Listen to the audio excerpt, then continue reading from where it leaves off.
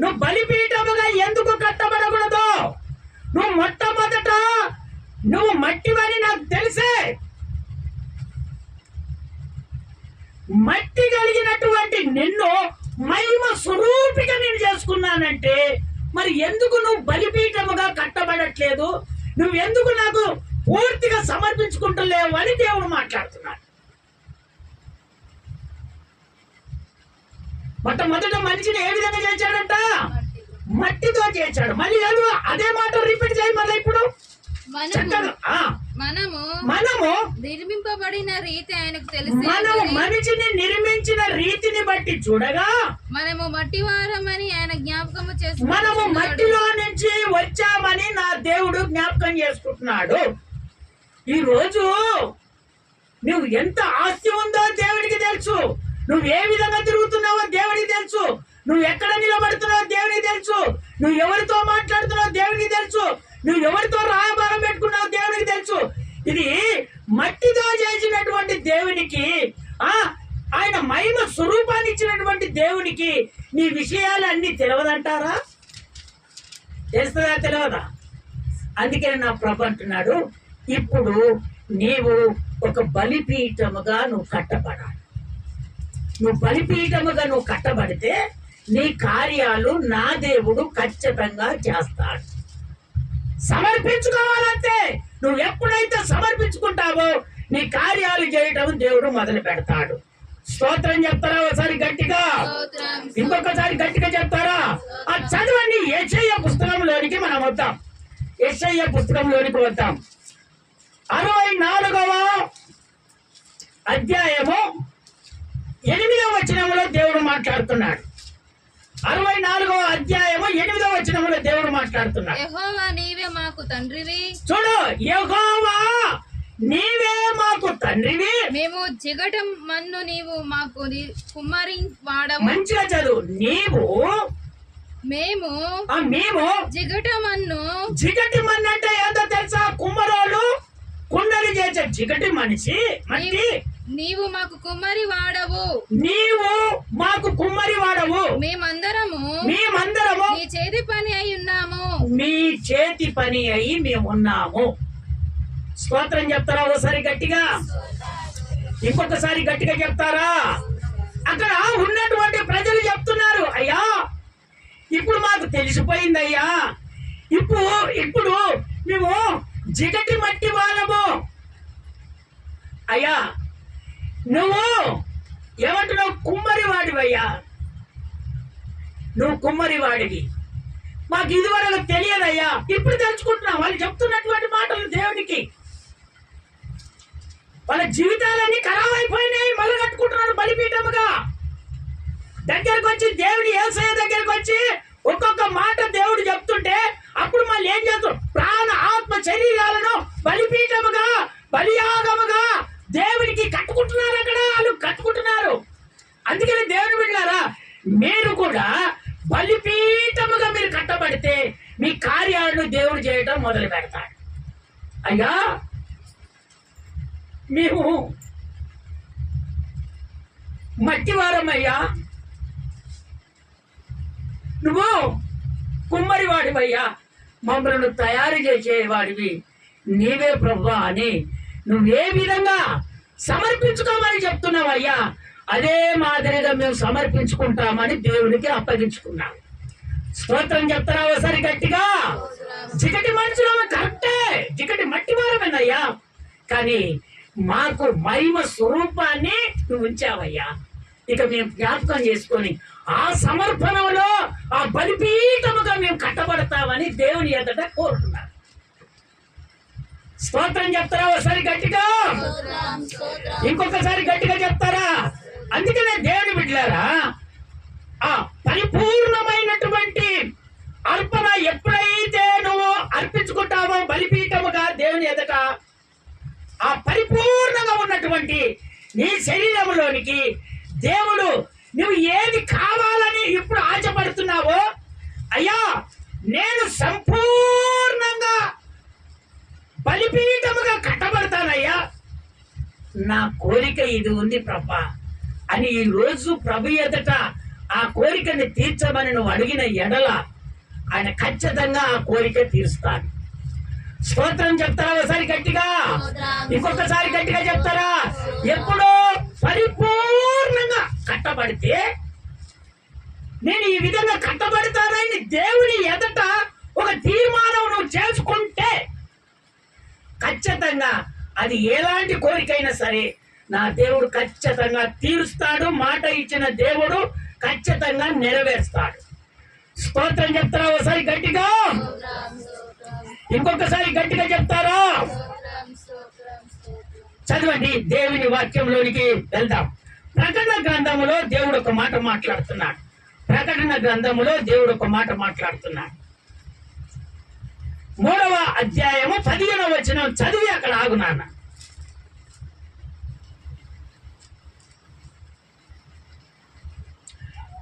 లవోదియలో ఉన్నటువంటి సంఘానికి చెప్తున్నటువంటి మాటలు దేవుడు.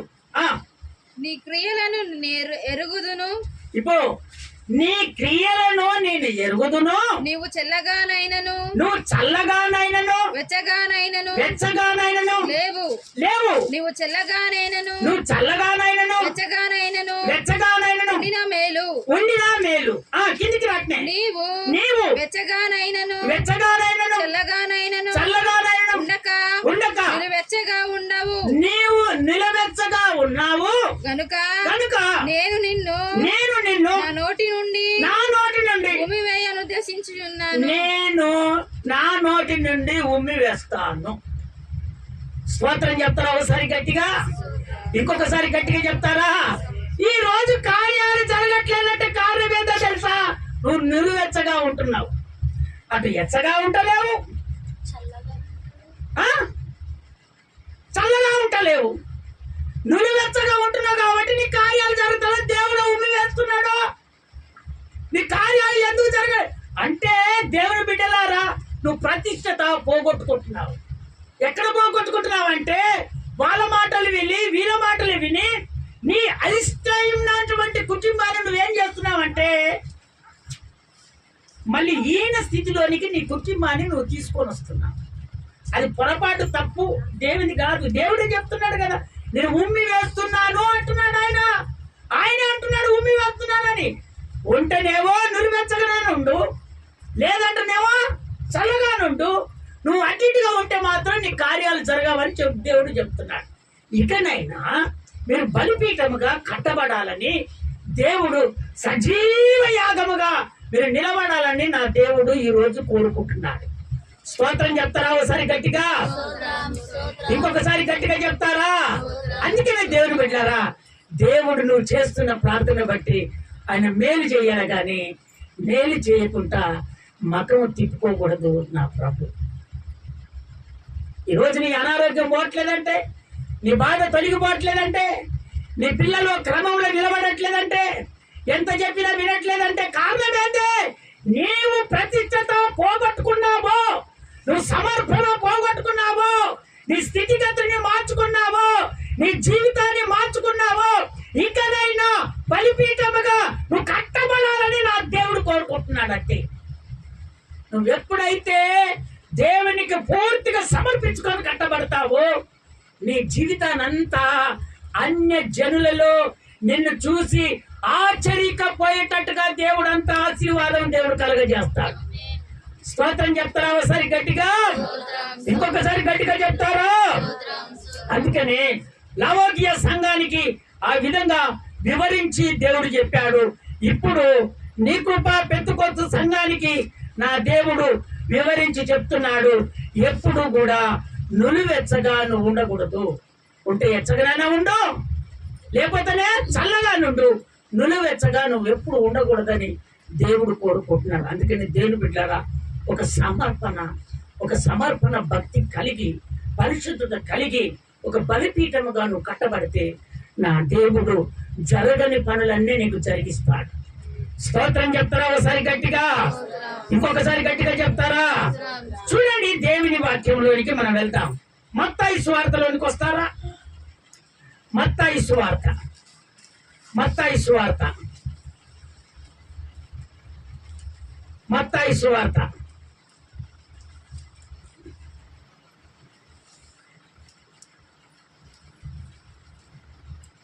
మత్తయి సువార్త 25వ అధ్యాయం 1వ వచనం స్టార్ట్ చేయి. 1వ వచనం స్టార్ట్ చేసి అక్కడ ఆగు నాన్న. పరలోక రాజ్యము పరలోక రాజ్యము తమ దివిటీలు పట్టుకొని పెళ్లి కుమారుని ఎదుర్కొనుటకు బయలుదేరిన 10 మంది కన్యకులను పోలి ఉన్నది. 10 మంది కన్యకులను పోలి ఉన్నది. ఏంటిది? పరలోక రాజ్యము. పరలోక రాజ్యానికి వెళ్ళాలంటే దేవుడు చెప్తున్నటువంటి మాట, ఇదిగో నీవు ఖచ్చితంగా ఒక బలిపీఠముగా నువ్వు కట్టబడితే నువ్వు పరలోక రాజ్యానికి చేర్చబడతావు. ఆ బలిపీఠముగా నువ్వు కట్టబడకపోతే నువ్వు పరలోక రాజ్యానికి నువ్వు చేర్చబడలేవు. నీ భూమి మీద ఏది కూడా ఆశపడ్డది దేవుడు నీకు అనుగ్రహించాడు. పెళ్లి కుమారుని పోలి ఉంటుందట. పెళ్లి కుమారుని పోలి ఉండాలంటే ఆయన ఏ విధంగా ఎదుర్కొంటామో, ఈ రోజు వస్తున్నాడు అని అంటే నిద్రపోతుంటే కూడా లేచి చూస్తా ఉంటాం, ఎప్పుడు వస్తాడో. పెళ్లిళ్ళు చూసారా? ఈ మధ్యలో పెళ్లిళ్ళు అయ్యాక ఓ ఏం డాన్సులు, అబ్బా ఫుల్ డాన్సులు. ఎప్పుడు పెళ్లిళ్ళకు దేవుని నమ్ముకున్నటువంటి బిడ్డలు కూడా డాన్సులే. వారు వేసిన డాన్సులు, నువ్వు వేసిన డాన్స్. ఏమైనా ఫాయిదా ఉందా? దాంట్లో ఏమైనా ఫాయిదా ఉందా? ఇక ఎందుకు నువ్వు దేవుని నమ్ముకున్నది? ఎందుకు నువ్వు ప్రతిష్ఠత కలిగి జీవించేది? నీ జీవితాన్ని ఎక్కడ పెడుతున్నావు? ఎవరితో నువ్వు ఉంటున్నావు? నా దేవుడు నిన్ను చూసి ఉమ్మి వేస్తున్నాడని ఇప్పుడు తెలుసుకున్నావే. ఇకనైనా అలాంటి జోలికి, అలాంటి పద్ధతులకి నువ్వు వెళ్ళకూడదు. నా ప్రభు చెప్తున్నటువంటి మాట. మనుషుల కొరానికి నువ్వు దేవుని నమ్ముకోలేదు. ఆయన మహాకృపని బట్టి ఆయన నిన్ను పిలుచుకున్నాడు. ఎందుకో నీ బాధను చూడక, నీ ఇబ్బందిని చూడక, నీ సమస్యలు చూడక, నిన్ను ఈసిరిస్తుంటే, నిన్ను కొడుతుంటే, తిడుతుంటే, నువ్వు బాధలు పడుతుంటే నా ప్రభు నిన్ను తీసుకొని వచ్చి చక్కగా ఒక ప్రతిష్టత కలిగి, సమర్పణ కలిగి నిన్ను నిలబెట్టుకుంటే నువ్వు దేవునికి ఏం చేస్తున్నావు? ఇప్పుడు మంచిగా కాగానే దేవునికి ఏం చేస్తున్నావు? కాస్త బ్యాండిట మోగానే నువ్వేం చేస్తున్నావు? ఇప్పుడు ఏం కాదమ్మా, చిన్నది దాదా అనంటే నువ్వెగురితే అందరూ ఎగిరి. దేవుడు ఏమంటున్నాడు ఇప్పుడు? అమ్మా దేవుడు ఏమంటున్నాడు? దేవుడు ఉమ్మి వేస్తున్నాడు. ఉంటే అటన్నా ఉండు, లేకపోతే ఇటన్నా ఉండు. నులువెచ్చగా మాత్రం నువ్వు ఉండకూడదని నా దేవుడు స్పష్టంగా నీతో మాట్లాడుతున్నాడు. స్తోత్రం చెప్తారా? ఒకసారి గట్టిగా, ఇంకొకసారి గట్టిగా చెప్తారా? ఈ పెళ్లి కుమారుడు ఎవరో తెలుసా? మనకు రానై ఉన్న ప్రభు అయిన యేసు. ఆయన పెళ్లి కుమారుడిగా ఈ భూమి మీదకి దిగి వస్తాడు. ఆయనని ఎదుర్కొనే వారిగా ఒక బలిపీఠముగా కట్టబడి ఆయన కొరానికి సమర్పణ కలిగి మనం జీవించాలి. అది కావాలి భక్తి. ఆ భక్తితో నిలబడినప్పుడే ఈ భూమి మీద సకలమని కావలసినది నా దేవుడు ఖచ్చితంగా సమకూరుస్తాడు నీకు. అది జరగనిది కూడా ఖచ్చితంగా నీకు జరిగేటట్టుగా నా దేవుడు చేస్తాడు. చదువు, ఆనిచి కిందికి చదువు నాన్న, ఆనిచి చదువు. మీలో ఐదుగురు, మీలో వీరిలో ఐదుగురు బుద్ధి లేని వారు, ఐదుగురు బుద్ధి గలవారు, బుద్ధి లేని వారు తమ దివిటీలు పట్టుకొని తమతో కూడా నూనె తీసుకొని పోలేదు. బుద్ధి గలవారు తమ దివిటీలతో కూడా సిద్ధలలో నూనె తీసుకొని పోయారు. కూర్చో. ఎంతమంది కన్యకలంట? వీరు పెళ్లి కానటువంటి వాళ్ళు. స్తోత్రం చెప్తారా ఒకసారి గట్టిగా? వీళ్ళెవరంట? పెళ్లి కానటువంటి వాళ్ళు. ఈ కన్యకలు ఎవరంట? పెళ్లి కానటువంటి వాళ్ళు. దేవుని ఆత్మీయ జీవితంలోనికి వెళ్తేనేమో పెళ్లి కుమారునికి సమర్పించుకున్నటువంటి వాళ్ళు. స్తోత్రం చెప్తారా ఒకసారి గట్టిగా? ఇంకొకసారి గట్టిగా చెప్తారా? ఒక ఐదుగురేమో ఏం చెప్తున్నాడు? ఒక ఐదుగురేమో బుద్ధి గలవారు, ఒక ఐదుగురేమో బుద్ధి లేని వారు. బుద్ధి కలిగిన వారు బుద్ధిమంతురాలుగానే ఉంటారమ్మా. బుద్ధి లేని వారు బుద్ధి లేని వారిగానే ఉంటారు. వారు ఎంత ఊరికి తెలియకుండా చేసినా కూడా ఖచ్చితంగా దేవునికైతే తెలిసిపోద్ది. స్తోత్రం చెప్తారా ఒకసారి గట్టిగా? ఇంకొకసారి గట్టిగా చెప్తారా? అందుకనే ఈ బుద్ధి కలిగిన వారు ఏం చేస్తారంటే ఏదైనా తక్కువ అయిపోతే ఎవరమ్మా ఏమన్నా అంటారో ఏమో అని ఆశపడతారు. బుద్ధి కలిగి ఉన్నటువంటి వాళ్ళు ఎవరన్నా ఒక మాట అంటే పడరారు. అమ్మ పడతారా? అందుకని వాళ్ళ జాగ్రత్తతో వాళ్ళు వెళ్తారు. బుద్ధి లేనటువంటి వారిని అమ్మను కొంచెము బుద్ధి తక్కువ ఉన్నాం ఏంది నీకు అట్ట అవపడుతున్నానా? ఓ అంతేనా? అవునా? ఓ చేతురులే నేను కూడా అనే ఆలోచన కలిగి ఉంటారు. ఎవరు? బుద్ధి లేనటువంటి వారు. బుద్ధి కలిగిన వాళ్ళు క్రమంలో జీవిస్తారు. దేవుని భయము భక్తి వాళ్ళకు ఉంటది. బుద్ధి లేనటువంటి వారికి ఆ భక్తి భయము ఉంటది. కానీ ఎవరు చూస్తుండ్రులే, ఎవరు చూస్తుండ్రులే. వీళ్ళతో పాటు వీళ్ళు పోయారు, వాళ్ళతో పాటు వీళ్ళు వెళ్ళారు. వీళ్ళ భక్తితో వీళ్ళు వెళ్ళారు, వీళ్ళ భక్తితో వీళ్ళు వెళ్ళారు. అయితే పెండ్లి కుమారుడు ఆ రాత్రి తెల్లారుజామున వస్తున్నాడని ఆ డబ్బు సప్పుడు వినపడింది. స్తోత్రం చెప్తారా ఒకసారి గట్టిగా? ఏం సప్పుడు వినపడింది? డబ్బు సప్పుడు వినపడిందో, బ్యాండ్ సప్పుడు వినపడింది. పెళ్లి కుమారుడు వస్తుండో అని వీళ్ళు కులుక నిద్రపోయారు. ఇదిగో వెంటనే బుద్ధి కలిగిన వారు లేచారు, బుద్ధి లేని వారు కూడా లేచారు. వెంటనే బుద్ధి కలిగిన వారు తన సిద్ధలను సమకూర్చుకొని నూనె అయిపోతే ఆ నూనె అల్లో పోసుకొని ఇదిగో ఆ డ్యూటీలు వెలిగించుకొని పెండ్లి కుమారునికి చీకటి పడుతుందని మీరు ప్రయాణమై వెళ్తున్నారు. ఈ బుద్ధి ఈయన కలిగినటువంటి వాళ్ళు ఏం చేస్తామా? మా సిద్ధలలో నూనె అయిపోయిందమ్మా, కాస్త నూనె పోయండమ్మా అని బుద్ధిమంతుల కాడికి పోతే, అమ్మా ఇప్పుడు నీకు పోసామనుకో మా దగ్గర అయిపోద్దమ్మా, నువ్వు కొట్లోకి పోయి కొనుకొచ్చుకోపో అనేసరికి వీళ్ళేం చేశారు? తొందరగా ఈ కొట్ల దగ్గర పోయి కొనుకొచ్చుకోవటానికి వెళ్ళిపోయారు. పెండ్లి కుమారుడు రానే వచ్చాడు, టంగ అదివాడు. వెంటనే వీళ్ళు వెళ్ళిపోయారు. ఎవరు? బుద్ధిమంతులు వెళ్ళిపోయారు. వెంటనే తలుపు వేయబడ్డది. వీళ్ళు ఊళ్ళో పోయి కొనుకొచ్చుకొని వచ్చేసరికి తలుపు ముయ్యబడ్డది. వీళ్ళని లోపల ఎంటర్ లేదు. స్తోత్రం చెప్తారా ఒకసారి గట్టిగా?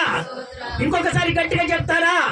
అందుకనే దేవుని బిడ్డలారా, నీ భక్తి భక్తిగానే ఉండాలి, కానీ ఆ భక్తి బలహీనతగా పడకూడదు.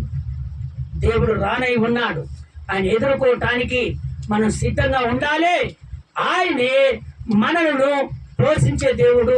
ఈ భూమి మీద మనకి ఏది తక్కువైందో మనకు జరగాలంటే నీవు బుద్ధిమంతులుగా నువ్వు నిలబడాలి, బుద్ధిహీనులుగా నువ్వు నిలబడకూడదు. ఇదిగో ఈ ప్రకారంగా నువ్వు జీవించినప్పుడే దేవుడు నీకు కావలసినటువంటి మేలు ఖచ్చితంగా చేస్తాడు. అంటే ఈ బలిపీఠముగా కట్టబడాలంటే ఈ విధంగా ఉంటది. అప్పుడు నీ ప్రాణ ఆత్మ శరీరాన్ని ఆ బలిపీఠముగా నువ్వు కట్టబడాలి. ఎందుకంటే నీ ప్రాణం ఒక దిక్కు గుంజుతుంది, నీ కళ్ళు ఒక దిక్కు గుంజుతుంది. వాళ్ళు చేస్తున్నారు కదా, నేను కూడా పోవాలి, నేను కూడా చేయాలి. వాళ్ళు కూడా డ్యాన్సులు వేస్తున్నారు కదా, వాళ్ళు కూడా తాగుతున్నారు కదా, వాళ్ళు కూడా కోలాటలు వేస్తున్నారు కదా, వాళ్ళు కూడా ఎగురుతున్నారు కదా, వాళ్ళు కూడా ఇది చేస్తున్నారు. నీ మనసు ప్రాణాత్మ శరీరం కోరుకుంటూనే ఉంటది. కానీ నువ్వు దేవుని జ్ఞాపకం చేసుకోవాలి, నీ బాప్తిసాన్ని జ్ఞాపకం చేసుకోవాలి, నీ మారు మనసుని జ్ఞాపకం చేసుకోవాలి, నీ సంఘాన్ని జ్ఞాపకం చేసుకోవాలి, నీ పరిశుద్ధతని జ్ఞాపకం చేసుకోవాలి. ఆ విధంగా నువ్వు ఉన్నప్పుడే దేవుని దగ్గర మేలు పొందుకుంటావు. స్తోత్రం చెప్తారా ఒకసారి గట్టిగా? ఇంకొకసారి గట్టిగా చెప్తారా? ఇప్పుడు బుద్ధిహీనులు విలువబడ్డారు, బుద్ధి కలిగిన వారేమో యేసుతో వెళ్ళిపోయారు. అందుకనే దేవుని బిడ్డలారా, మీరు ఆ విధంగా నడుచుకోకూడదని నా దేవుడు కోరుకుంటున్నాడు. ఎక్కడెక్కడ మీ పనులు ఆగిపోయినాయో వెంటనే అయ్యా నేను ఒక బలిపీఠముగా బలియాగముగా నేను నిలబడతానయ్యా, ఇదిగో ఏది కూడా నా యుద్ధకు నేను రానియనయ్యా, అని నువ్వు తీర్మానం చేసుకుని నిలబడితే దేవుని బిడ్డలారా, నీ కార్యాలు మొదట చేసిన జీవితాన్ని ఇంకా రెండంతలుగా దేవుడు నీకు ఆశీర్వాదం కలగజేసును గాక. స్తోత్రం చెప్తారా ఒకసారి గట్టిగా? దేవుని అంగీకరించినటువంటి దేవుని బిడ్డలారా, ఎవరు ఏదో చెప్తే మనం వినకూడదు. మనం విన్నామా లోకలమైపోతాం. అందుకనే విన్నాడు మనకేది చేయలేడు, చెప్పినాడు మనకేది చేయలేడు. అందుకని దేవుని బిడ్డలారా, ఆ మాటలు ఈ మాటలు వదిలిపెట్టి ప్రభుకు సమర్పించుకొని ఒక బలిపీఠముగా నువ్వు కట్టబడాలని నా దేవుడు ఈ రోజు నీతో మాట్లాడాడు. స్తోత్రం చెప్తారా ఒకసారి గట్టిగా? ఆ 13వ వచనం చదువు, నేను చదివి వినిపిస్తాను. 13వ వచనం 25వ అధ్యాయము మత్తయి సువార్త 13వ వచనం. ఆ దినమైనను గడి అయినను మీకు తెలియదు గనుక మెలకువగా ఉండుడి. వాళ్ళు మాయ మాటలు చెబుతారు, వాటికి లోబడకండి. అక్కడి నుంచి వస్తుంది, ఇక్కడి నుంచి వస్తుంది, ఇవన్నీ చెప్పుకుంటూ కూర్చుంటారు. సమయం తప్పితే వాళ్ళు ఎప్పుడు ఎక్కడ పోయేది వాళ్ళకే తెలియదు. విన్నారా? నీవు మాత్రము మెలకువ కలిగి నువ్వు ఉండు. నీ వెంటనే తిరుగుతారు, నీ వెనకంగా తిరుగుతారు, నీకే అన్యాయం చేస్తారు, నీకే మోసం చేస్తాడు. వాటినన్నిటిని పక్కకు పెట్టి నువ్వు మెలకువ కలిగి ఇకనైనా నువ్వు ఉండు. నీ కుటుంబాన్ని వింటున్నావా, నీ సంఘాన్ని, నీ జీవితాన్ని ఒక్కసారి జ్ఞాపకం చేసుకొని ఇక మెలకువ కలిగి నువ్వు జీవిస్తే నీకు కావలసినటువంటి ధన సంపాదన దేవుడు అనుగ్రహిస్తున్నాడు. ఎవరో అమ్మా డబ్బులు లేక బాధపడుతున్నారు, ఎవరో ఒకరు మాత్రం ఇదిగో మీ ఇంటి దగ్గరికి వచ్చి ఇస్తానన్న ఆయన ఖచ్చితంగా మీ ఇంటి దగ్గరికి వచ్చి డబ్బులు ఇచ్చునుగాక. స్తోత్రం చెప్తారా ఒకసారి గట్టిగా? ఇంకొకసారి గట్టిగా చెప్తారా? ఖచ్చితంగా డబ్బులు వచ్చేస్తాయి. అందుకని దేవుని బిడ్డలారా, మనము పెళ్లి కుమారునికి కన్యకలుగా సిద్ధపరచబడి ఆయన రాకడలో మనం ఎత్తబడే గుంపుగా సమర్పించుకొని నిలబడాలని దేవుడు ఈ రోజు నిన్ను వేడుకుంటున్నాడు. స్తోత్రం చెప్తారా ఒకసారి గట్టిగా? ఇంకొకసారి గట్టిగా చెప్తారా? అందుకనే మెలకువ కలిగి నువ్వు ఉండు. ఎందుకంటే ఎన్నో తీర్ల నీకు మోసం చేయడానికి అనేకమైనటువంటి ఆశలు చూపిస్తుండొచ్చు. వాటికి నువ్వు లోబడకూడదు. నీ స్థితి మొదట ఏ విధంగా ఉందో దాన్ని జ్ఞాపకం చేసుకొని నువ్వు పరిగెత్తాలి. చదవండి, ఒక మాట దేవుడు చెప్తున్నాడు. 1 కొరింథీయులకు రాసిన పత్రిక 7వ అధ్యాయము 34వ వచనము. ఒక్కసారి కన్యకులు ఏ విధంగా ఉంటారో ఒకసారి విందాం. పెళ్లి కాని పిల్లల గురించి దేవుడు చక్కగా మాట్లాడుతున్నాడు. 1 కొరింథీయులకు రాసిన పత్రిక 7వ అధ్యాయము 34వ వచనం. నాన్న, అటువలనే పెళ్లి కాని స్త్రీ కన్యకయు తమ శరీరమందును ఆత్మయందును పవిత్రురాలై ఉండుటకు ప్రభు విషయమైన కార్యములను గూర్చి చింతించుకుందురు గాని పెళ్ళైనది భర్తను ఎలాగ సంతోష పెట్టగలనని లోక విషయమైనటువంటి వారిని గూర్చి లోక విషయాన్ని చింతిస్తుంది. ఎవరు? పెళ్లి అయినటువంటి అమ్మాయి. పెళ్లి కానటువంటి అమ్మాయి, కూర్చోయిగా. పెళ్లి కానటువంటి అమ్మాయి ఏం చేస్తుందంటే దేవుని ఆత్మను కనిపెట్టుకొని దేవుని కొరకు ఎదురు చూస్తుంది. స్తోత్రం చెప్తారా ఒకసారి గట్టిగా? ఇంకొకసారి గట్టిగా చెప్తారా? వీళ్ళకు దేవుడు తప్ప ఇంకొక వ్యవహారం ఉండదు. ఎవరికి? వీళ్ళకు పెళ్లి కానటువంటి వారికి, సమర్పణను జీవిస్తున్నటువంటి వారికి వీళ్ళొక బలిపీఠముగా కట్టబడతారు. వీళ్ళకు ఆ మాటలు ఈ మాటలు కాదు. దేవుని బిడ్డలారా, యవనస్తులైనటువంటి మీకు శరీర సంబంధముగా అనేకమైనటువంటి దుష్టుడు కోరికలు పెట్టొచ్చు. కోరికలు పెట్టినంత మాత్రాన నీ నీ బలిపీఠాన్ని ఒక్కసారి జ్ఞాపకం చేసుకో, నీ సమర్పణని ఒకసారి జ్ఞాపకం చేసుకో. పెళ్ళైన వారు భర్త కొరకు ఏది తక్కువ అవుతుందో భర్తను చూసుకుంటారు, కానీ పెళ్లి కానటువంటి నీకు భర్త ఎవరో తెలుసా? నా ప్రభు అయిన యేసు. తండ్రి ఎవరో తెలుసా? ప్రభు అయిన యేసు. తల్లి ఎవరో తెలుసా? ప్రభు అయిన యేసు. నీ ఇల్లు ఎక్కడో తెలుసా? దేవుని మందిరము. నువ్వేం చేయాలో తెలుసా? దేవుని మందిరములో పరిచర్య చేయటం మొదలు పెట్టాలి. స్తోత్రం చెప్తారా ఒకసారి గట్టిగా? ఇంకొకసారి గట్టిగా చెప్తారా? ఇది ఎవరికి ఉన్నటువంటి లక్షణాలు? దేవుని నమ్ముకొని సమర్పించుకొని పరిశుద్ధత కలిగి జీవిస్తున్నటువంటి కన్యకులు, పెళ్లి కానటువంటి అమ్మాయిలకు, యవనస్తులకు. మీ కోరికలు ఏంటంటే దేవుడు. మీ సమర్పణను పోగొట్టుకోకూడదు, ఎందుకంటే పైన దేవుడు చూస్తున్నాడు. నువ్వు తిరిగే తిరుగుళ్ళు, నువ్వు ఎక్కడ తిరుగుతున్నావో, ఎక్కడ చేస్తున్నావో, నా ప్రభు ఉమ్మి వేసుకునేటట్టుగా మీరు ఉండకూడదు. మీరు ఆశీర్వాదములోనికి రావాలని ఇదిగో నా దేవుడు కోరుకుంటున్నాడు. నీకు ఏది జరగాలనో నా ప్రభుకు తెలుసనే మాట్లాడుతున్నాడు ఇక్కడ. నీకు ఏది కావాలో, ఏది చేయాలో నా ప్రభుకు అన్ని తెలుసనే మాట్లాడుతున్నాడు. కనుక నీ ఆలోచన ప్రకారంగా నీ జీవితాన్ని నువ్వు చెడగొట్టుకోకూడదని కన్యకులకు దేవుడు ఈ రోజు చక్కగా మీతో మాట్లాడుతున్నాడు. స్తోత్రం చెప్తారా ఒకసారి గట్టిగా? ఇంకొకసారి గట్టిగా చెప్తారా? అందుకనే దేవుని బిడ్డలారా ఒక్క మాట చదువుతారు. రోమా పుస్తకంలోనికి మళ్ళీ వస్తారా? రోమా పుస్తకము 12వ అధ్యాయము 12వ వచనం. 12వ అధ్యాయం 12వ వచనం. రోమా పుస్తకం 12వ అధ్యాయం 12వ వచనం. నిరీక్షణ గలవారై. ఇదిగో నిరీక్షణ అంటే ఎదురు చూడటం. నా దేవుడు ఇస్తాడు, నా దేవుడు వస్తాడు, నేను పాస్ అవుతాను, విన్నరా, నా ఆర్థిక ఇబ్బందులు తీస్తాడు. నిరీక్షణ. నిరీక్షణ గలవారై సంతోషించుచు. నిరీక్షణ గలవారై సంతోషించుచు. శ్రమయందు ఓర్పు గలవారై. ప్రార్థనయందు పట్టుదల కలిగి ఉండుడి. పట్టుదల కలిగి మీరు ఇప్పటి నుంచి ఉండండి. శ్రమలు వస్తాయి, యవనస్తులకు శ్రమలు వస్తాయి,